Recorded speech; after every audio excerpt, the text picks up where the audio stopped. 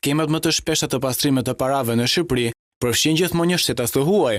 Në këtë përfundim kanë dalë letime për gjatë vitit të kaluar të Agjencisë Inteligjencës Financiare. Kjo e fundit ka dorëzuar në Kuvend raportin vjetor për vitin 2024, ku thotë se pothuajse në të gjitha rastet ka përfshirje të shtetasve të huaj, një kompani fiktive në vendin tonë dhe llogari bankare nga vendet e njohura si parajsa fiskale.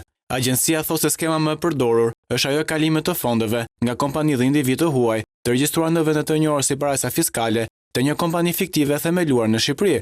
Një rast i raportuar nga agjencia është i transferimit të 10 milionë eurove nga ishujt Cayman e Panama drejt një kompanie fiktive në Shqipëri, që nuk kishte aktivitet. Raporti konfirmon perceptimin se ndërtimi mbetet sektori preferuar për pastrimin e parave.